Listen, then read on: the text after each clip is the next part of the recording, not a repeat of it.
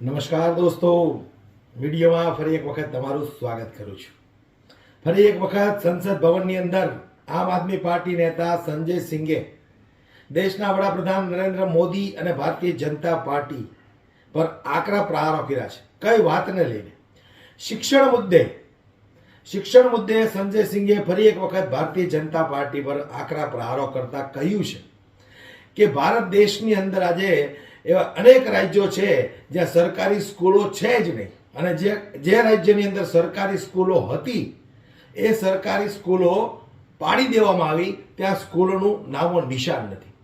પણ આજે જો ભારત દેશની અંદર બાળકો ભણશે નહીં તો ભારત દેશ શિક્ષિત કઈ રીતે બનશે?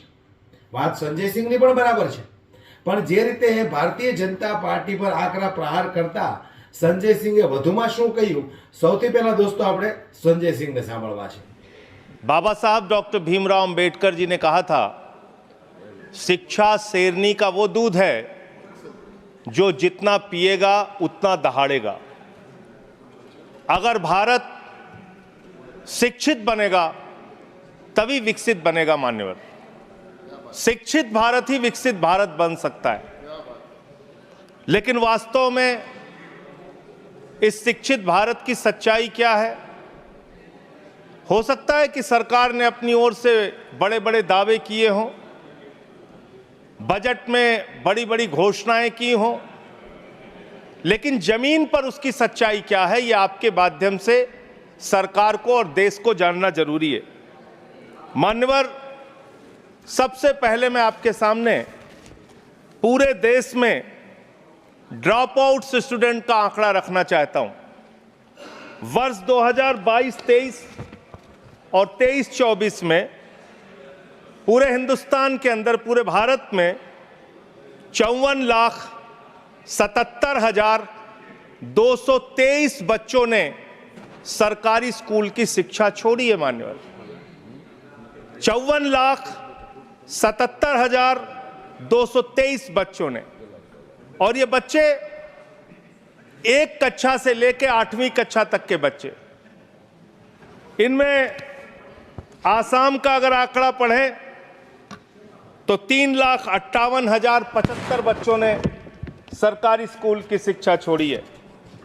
गुजरात का अगर आंकड़ा पढ़ें, जिसके विकास के बारे में बड़े बड़े दावे किए जाते हैं, 1,38,813 बच्चों ने सरकारी स्कूल की शिक्षा क्लास 1 से क्लास 8वीं तक छोड़ी है। अगर आप मणिपुर की बात करें, 17,991 बच्चों ने सरकारी स्कूल की शिक्षा छोड़ी है। अगर आप मेघालय की बात करें, 65,532 बच्चों ने सरकारी स्कूल की शिक्षा छोड़ी है। अगर आप राजस्थान की बात करें, 8,99,240 बच्चों ने सरकारी स्कूल की शिक्षा छोड़ी है। और अगर आप उत्तर प्रदेश की बात करें तो 7,41,626 बच्चों ने सरकारी स्कूल की शिक्षा छोड़ी है। दिल्ली का आंकड़ा मैं जान रहा था कि हमारे भाई दिल्ली का आंकड़ा जरूर पूछेंगे, इसलिए बोलना जरूरी है। दिल्ली का आंकड़ा, दिल्ली में वर्ष 2022-23 और 23-24 का मिला के अगर आप आंकड़ा देखेंगे, इनका ही आंकड़ा है सरकार का, मैं चाहता हूं पढ़ भी लेंगे हमारे साथी। 7,000 बच्चों ने सरकारी स्कूल की शिक्षा छोड़ी है। ये आंकड़े मान्यवर बहुत चौंकाने वाले, बहुत परेशान करने वाले और ये बताने वाले हैं कि सरकारी स्कूल से किस तरह से पूरे देश में शिक्षा छोड़ के बच्चे अपने घर पर बैठ रहे हैं।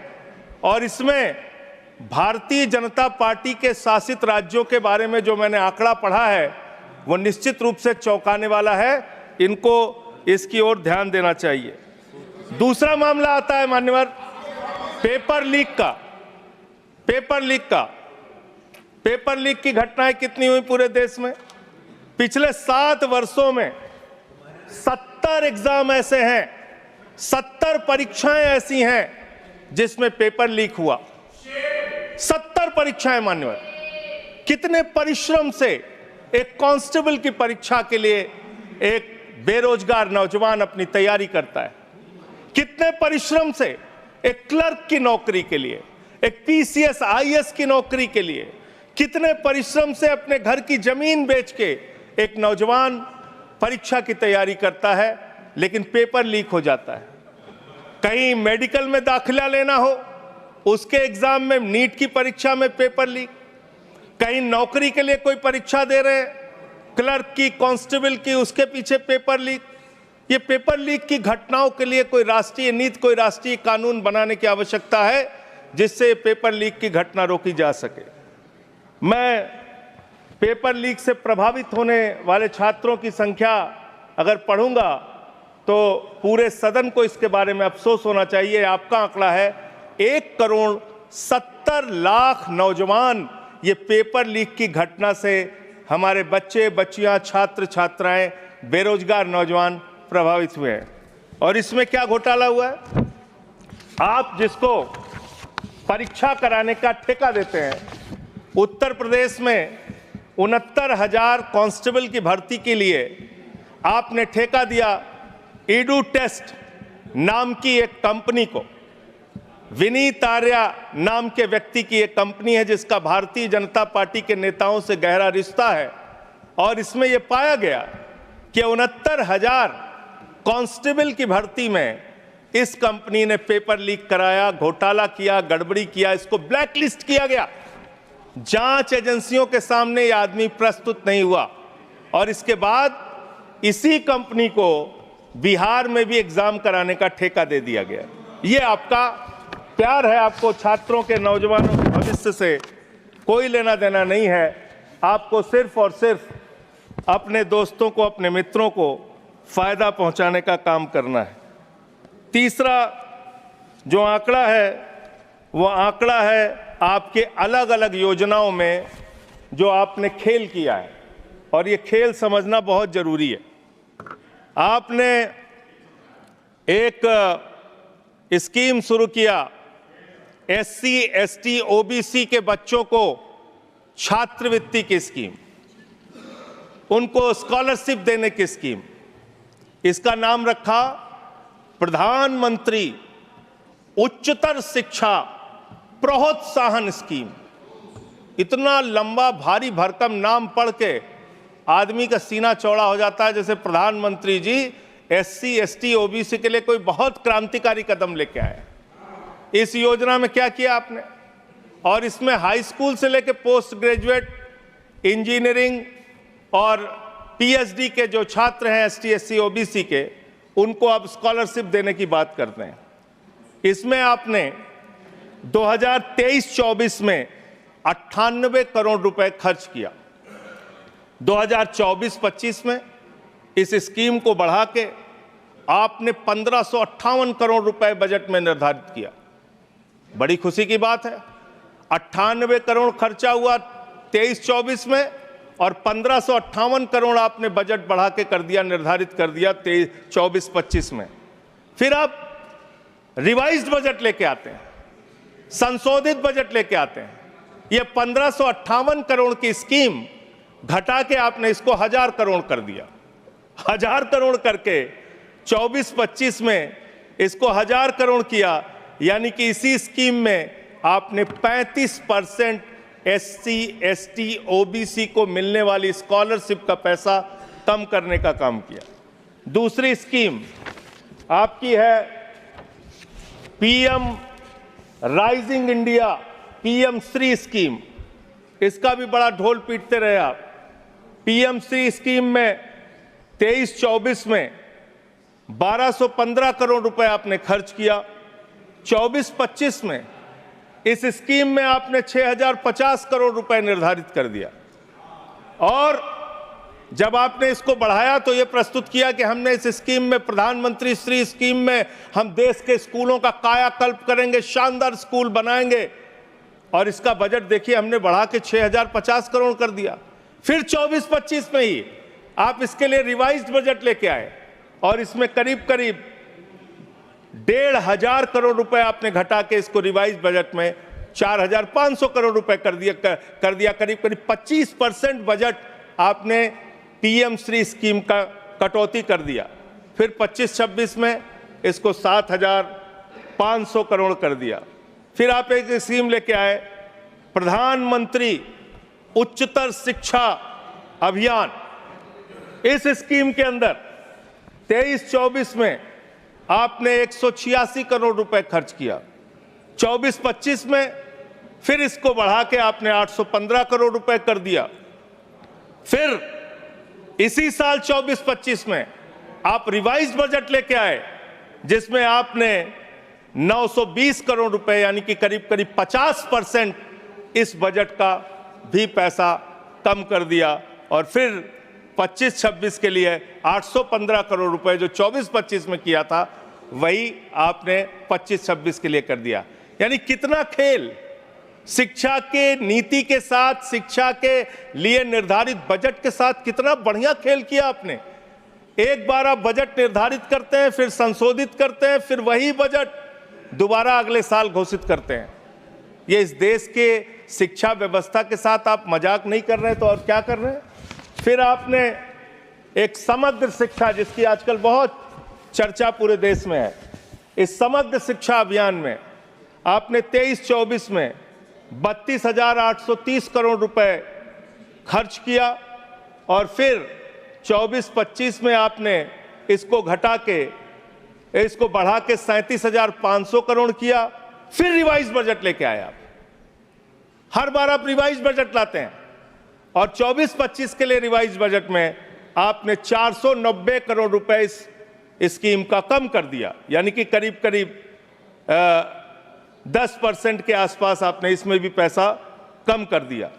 अब आइए 25-26 में आपने फिर इसी स्कीम में 41,500 करोड़ रुपए का आपने बजट निर्धारित किया। एक और मिड डे मील की चर्चा बहुत ज्यादा होती है सर। मिड डे मील, प्रधानमंत्री पोषण शक्ति निर्माण, इतना बड़ा बड़ा भारी भारी नाम दिया जाता है सर। आदमी को लगता है कि जैसे इस मिड डे मील की स्कीम का नाम सुनेंगे, आपके अंदर वैसे ही शक्ति आ जाएगी प्रधानमंत्री का नाम सुनते हुए। इस स्कीम की हकीकत सुनिए। इस स्कीम के अंदर आपने 8,458 करोड़ रुपए 23-24 में खर्च किया। फिर 24-25 में इसको बढ़ा के 12,467 करोड़ रुपए किया। फिर इसी साल 24-25 में ही आप रिवाइज बजट लेके आए, संशोधित बजट लेके आए, और इस स्कीम का पैसा आपने 2,467 करोड़ रुपए घटा दिया। मिड डे मील का पैसा आप घटा रहे हैं, मिड डे मील के पैसे में आप कटौती कर रहे हैं। आपकी सरकार को शर्म आनी चाहिए। बच्चों के मिड डे मील का पैसा भी आप लोग पूरा नहीं देते, और करीब करीब 19% पैसा आपने मिड डे मील का कम कर दिया। मेरा आपसे ये कहना है मान्यवर कि आज जिस तरीके से आप इस देश की शिक्षा व्यवस्था के साथ खिलवाड़ कर रहे हैं, इतिहास के साथ भी छेड़छाड़ आप कर रहे हैं। आजकल बड़ी चर्चा औरंगजेब की पूरे देश में चल रही है। मैं चाहता हूं कि जितने भी मुगल क्रूर शासक हैं, उनके बारे में इस देश के अंदर पढ़ाया जाए। लेकिन इसके साथ साथ अंग्रेजों ने 200 साल तक हिंदुस्तान को गुलाम बना के रखा। जो लोग जलियांवाला बाग कांड के लिए जिम्मेदार हैं, जो क्रूर अंग्रेज शासक शहीद आजम भगत सिंह को फांसी पर चढ़ाने के लिए, शहीद सुखदेव, शहीद राजगुरु, शहीद अशफाकुल्लाह, शहीद राजेंद्र लहरी, शहीद राम प्रसाद बिस्मिल, शहीद खुदीराम बोस को फांसी पर चढ़ाने के लिए जिम्मेदार हैं, उन अंग्रेजों के क्रूरता के बारे में भी, उनके शासनकाल के बारे में भी इतिहास के अंदर आप पढ़ाइए। लेकिन जब आप उसको पढ़ाएंगे तो आपको बताना पड़ेगा कि कौन सी वो संस्था थी जिसने तिरंगे झंडे का विरोध किया, कौन सी वो संस्था थी जिन्होंने अंग्रेजों की दलाली और गुलामी करने का काम किया, कौन सी वो संस्था थी जिसके नेता ने अंग्रेज गवर्नर को चिट्ठी लिखा था 1942 के आंदोलन में कि इस आंदोलन को कुचल देना चाहिए। पढ़ाना चाहिए इतिहास। इस देश के नौजवानों को यह इतिहास पढ़ाना चाहिए कि कौन से वो नेता थे जिन लोगों ने क्रांतिकारियों का विरोध करके और उस जमाने में मुस्लिम लीग के साथ 3 राज्यों में सरकार बनाने का अपराध किया था। ये सारा का सारा इतिहास हिंदुस्तान के लोगों को पता होना चाहिए, जिससे हम मुगलों की क्रूरता के बारे में भी जान सकें और अंग्रेजों के शासन काल में अंग्रेजों का साथ देने वाले संगठन की सच्चाई भी इस देश के लोगों को पता चलनी चाहिए। बहुत बहुत धन्यवाद मान्यवर, आपने मुझे बोलने का अवसर दिया। तो 100% વાત બરાબર છે। જો ભણશો તો જ તમે આગળ વધશો અને ભારત દેશની અંદર બાળકો ભણશે તો જ ભારત શિક્ષિત બનશે। પરંતુ ભારતીય જનતા પાર્ટીનો મનસૂબો કંઈક ને કંઈક એવો છે કે ભાઈ બાળક ભણી ગણીને આગળ ન વધવું પડે। આગળ વધશે તો આવનારા સમયમાં કોઈ સારી એવી નોકરી પર જશે, આઈપીએસ અધિકારી બનશે, પીએસઆઈ બનશે, કલેક્ટર બનશે, વકીલ બનશે, તો કદાચ ભારતીય જનતા પાર્ટીના ભ્રષ્ટ નેતાઓને સવાલ કરશે અને એનો જવાબ આપવા માટે ભારતીય જનતા પાર્ટીના નેતાઓ તત્પર હોતા નથી, કારણ કે એમની પાસે કોઈ જવાબ હોતા જ નથી। એટલે જે રીતે સંજયસિંહે વાત કરી કે શિક્ષણ ખૂબ જરૂરી છે, તો એ બાબતે તમારું શું કહેવું છે દોસ્તો, મને કોમેન્ટ બોક્સમાં જરૂરથી જણાવો। ધન્યવાદ।